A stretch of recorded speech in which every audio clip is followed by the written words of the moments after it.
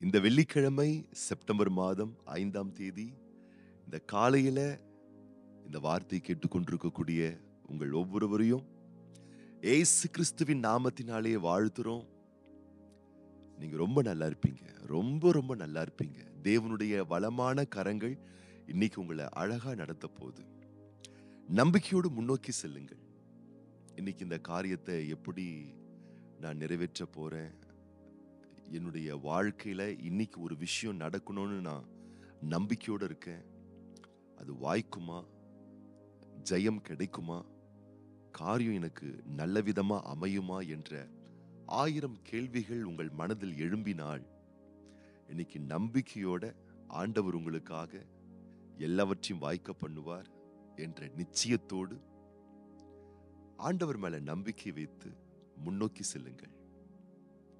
இஸ்ரவேலின் பரிசுத்தர் உங்களுக்கு முன்னே செல்லுகிறார். பிறகே உங்களை காக்கிறவராக இருக்கிறார். வலப்புறமும் இடப்புறமும் நீங்கள் இடறி விடாதபடிக்கு தம்முடைய தூதர்களை கொண்டு உங்களை காக்கும் கூடிய அவருடைய நேச பிரசன்னம் உங்களோடு கூடவே இந்த நாளிலும் பயணிக்கும். அன்பானவர்களே, 3 யோவானின் புஸ்தகம் 2ஆம் வசனம் நாம் அறிந்தபடி இவ்வனமாய் சொல்லுகிறது: பிரியமானவனே, உன் ஆத்துமா வாழ்கிறது போல நீ எல்லாவற்றிலும் வாழ்ந்து சுகமாய் இருக்கும்படி வேண்டுகிறேன். ஒரு அப்போஸ்தலனுடைய விருப்பம், ஒரு ஆவிக்குரிய தகப்பனுடைய விருப்பம், உங்களையும் என்னையும் படைத்த தேவாதி தேவனுடைய விருப்பமே என்ன தெரியுங்களா? நீங்க வாழ்ந்து சுகமாய் இருப்பதல்ல, நீங்கள் எல்லாவற்றிலையும் வாழ்ந்து சுகமாய் இருப்பது. அப்படின்னா வாழ்க்கையில பல பகுதிகள் நமக்கு உண்டு, பல ஏரியாக்கள் நமக்கு உண்டு. கல்வி வாழ்க்கை அது ஒரு பார்ட், அது ஒரு பகுதி. சரீர ஆரோக்கிய வாழ்க்கை அது ஒரு பார்ட், அது ஒரு பகுதி. நம்முடைய சம்பாத்திய வாழ்க்கை அது ஒரு பார்ட், அது ஒரு பகுதி. நம்முடைய குடும்ப வாழ்க்கை அது ஒரு பகுதி. கணவன் மனைவி திருமண வாழ்க்கை உறவு அது ஒரு பகுதி. நம்முடைய பயணங்கள் அது ஒரு பகுதி. இப்படி நிறைய ஏரியா இருக்கு. நீங்க பாத்தீங்கன்னு சொன்னா, சிலருடைய வாழ்க்கையில ஒரு சில நிலைகளில் ரொம்ப பெட்டரா இருப்பாங்க, நல்லா இருப்பாங்க. இன்னொரு சில பகுதிகளில் ரொம்ப பலவீனமா இருப்பாங்க, தோல்வியை கண்டவர்களாக இருப்பாங்க. சில பேர்லாம் நீங்க பார்த்தீங்கன்னு சொன்னா, படிப்பு சார்ந்த விஷயத்துல ரொம்ப சக்சஸ்ஃபுல்லா அவங்க வெற்றி காண்பாங்க. ஆனா சம்பாத்திய வாழ்க்கை, பொருளாதார வாழ்க்கை அப்படின்னு வரும் பொழுது ரொம்ப ஒரு வருமானத்துல தேய்மானம் அடைந்த ஒரு நிலையில அவங்க இருப்பாங்க. சில பேர்லாம் நீங்க பார்த்தீங்கன்னா, சில விஷயத்துல அவங்க ஸ்கில்ல நல்லா டெவலப் பண்ணியிருப்பாங்க. ஆனா ஃபேமிலி லைஃப் வரும் பொழுது பல தோல்விகளை அவங்க சந்திச்சிருப்பாங்க. சில பேர் இப்படி சொல்லுவாங்க பாருங்க, சில விஷயம் ப்ளஸ்ஸா இருந்தா சில விஷயம் மைனஸா இருக்கும், சில விஷயம் பெட்டரா இருந்தா சில விஷயம் மோசமா இருக்கும். எல்லாமே நமக்கு நல்லா இருக்குமா அப்படின்ற மாதிரி நிறைய பேர் கேள்விகள் எழுப்பலாம். பலருடைய வாழ்க்கையும் அப்படிதான் இருக்கலாம். ஆனால் வேதம் அப்படி சொல்லவில்லை.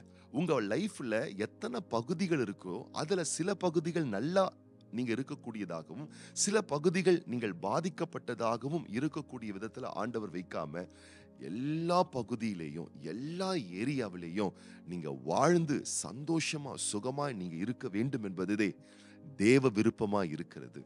அப்போ நீங்க உங்க வாழ்வினுடைய எல்லா பார்ட்டு, எல்லா பகுதி, எல்லா ஏரியா, எல்லா சூழல்களையும் நீங்க வளமா, நலமா, சுபிட்சமா, சுகமா வாழ்ந்திருக்கணும்னா, முக்கியமா நீங்க செய்ய வேண்டியது என்னன்னு கேட்டீங்கன்னா, உங்க மனசை நீங்க பத்திரமா பார்த்துக்கணும்.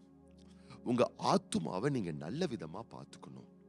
ஏன்னா வாழ்க்கையில நம்ம குடும்பத்தை நல்லா பார்த்துப்போம், நம்ம பிள்ளைகளை நல்லா பார்த்துப்போம், நம்முடைய படிப்பை நல்லா பார்த்துப்போம், நம்முடைய வேலையை நல்லா பார்த்துப்போம், ஏன் நம்ம உடம்ப கூட நல்லா பார்த்துப்போம். நம்ம நல்லா பார்த்துக்காதது எது தெரியுங்களா? நம்ம மனசை. நம்ம மனசை நம்ம நல்லா பார்த்துக்க மாட்டோம். இன்னைக்கு ஆண்டவர் உங்களோடு பேசுவாராக. உங்கள் ஆத்துமாவை, உங்க மனதை நல்ல விதமா அதை பார்த்துக்கோங்க. அப்படின்னா நான் என்ன செய்யணும் என்ற கேள்வி உங்களுக்கு எழும்புமையானால், உங்க மனதை பாதிக்கக்கூடிய விஷயங்களுக்கு நீங்கள் விலகி இருங்கள். எந்த விஷயம் உங்க மனதை பாதிக்குது, எந்த நபருடைய வார்த்தை உங்க எண்ணங்களை, உங்க மனசை சங்கடப்படுத்துது, எப்படிப்பட்ட சூழல், எப்படிப்பட்ட மனிதர்கள், எப்படிப்பட்ட காரியங்கள், எப்படிப்பட்ட தகவல்கள், எப்படிப்பட்ட காட்சிகள் உங்க மனதை, ஆத்துமாவை பாதிக்குதோ, அப்படிப்பட்ட விஷயங்களிலிருந்து உங்க மனசை காத்துக்கோங்க. சில காரியம் உங்க மனசை நோகடிக்குது அப்படின்னு சொன்னா அந்த விஷயத்தை கொஞ்சம் தள்ளி வைங்க, தப்பு கிடையாது. சில விஷயம் உங்க மனசை நோகடிக்குதுன்னா அந்த விஷயங்கள்ல அந்த காரியத்தை தள்ளி வைங்க. சில விஷயங்கள் உங்க மனதை காயப்படுத்துதுன்னா அந்த காரியங்களை கொஞ்சம் தள்ளி வைங்க. சிலருடைய பேச்சுக்கள், நடத்தைகள், செயல்பாடுகள், சில முறைமைகள் உங்களை பாதிக்குது, வருத்தப்படுத்துது, வதைக்குதுன்னா அப்படிப்பட்ட காரியங்களை உங்க மனசை விட்டு, உங்க வாழ்க்கை விட்டு தள்ளி வைங்க. தள்ளி வச்சா அது உங்க மனசுக்கு ரொம்ப ரொம்ப நல்லது.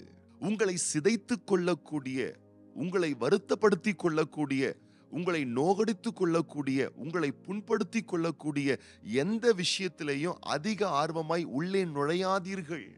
சில காட்சிகள், சில தகவல்கள், சில தொடர்புகள், சில பேச்சுக்கள் உங்களை ரொம்ப உடைக்குதா, பாதிக்குதா, மீண்டும் மீண்டும் அதிலேயே போயிட்டு உங்க நேரத்தை செலவழிக்காதீங்க. மீண்டும் மீண்டும் உங்களுடைய எனர்ஜியை அதுக்கே கொடுத்துக்கிட்டு இருக்காதீங்க. ஆண்டவருடைய வாக்கு சொல்லுகிறது, உன் ஆத்துமா சுகமா இருந்துச்சுன்னா உன் வாழ்க்கை சுகமா இருக்கும். உங்க மனசு சுகமா இருந்துச்சுன்னா உங்களுடைய வாழ்க்கை நிலைகள் சுகமா இருக்கும். அதனால இந்த நாள், இந்த காலை, இந்த மார்னிங் உங்களுக்கு ஹாப்பி மார்னிங்கா இருக்கணும்னு சொன்னா உங்க மனசை பத்திரமா பார்த்துக்கோங்க. உங்க சிந்தனைகளை பத்திரமா பார்த்துக்கோங்க. தேவையில்லாத விஷயத்துல மூக்க விடுறது, மூக்க நுழைக்கிறது, பேச்சை விடுறது, அங்க போய் நீங்க இருக்கிறத மொத்தமா தவிர்த்து கொண்டு உங்க மனசை எந்த விஷயம் வளர்க்கிறது, உங்க ஆத்துமாவுக்கும் சிந்தைக்கும் எந்த விஷயம் பயனை கொடுக்குது, பிரயோஜனத்தை கொடுக்குது, அது மாதிரி விஷயங்களுக்கு நேரங்களை செலவழிங்க. உங்க ஆத்துமாவும் வாழ ஆரம்பிக்கும். அப்புறம் என்ன, நீங்க எல்லா பகுதிகளிலேயும், எல்லா ஏரியாவிலேயும் நீங்கள் வாழ்ந்து நீங்கள் சுகமா இருக்க முடியும். ஆகவேதான் உங்கள் மனம் புதிதாகும் பொழுது நீங்கள் மறுரூபம் ஆவீர்கள். வாழ்க்கை அபாரமான, அற்புதமான வளர்ச்சிக்கு எதுவாக நகர்ந்து செல்ல ஆரம்பிக்கும். ஆகவே இன்னைக்கு உங்க வாழ்க்கையில உங்க மனசை பாதித்து கொள்ளக்கூடிய பார்வைக்கும், பேச்சுக்கும், நடத்தைக்கும், செயலுக்கும் இடம் கொடுக்காம உங்க மனசை காக்கக்கூடிய விஷயத்துக்கும், பேச்சுக்கும், செயலுக்கும், பார்வைக்கும் இடம் கொடுங்க. நீங்க ரொம்ப ரொம்ப நல்லா இருப்பீங்க.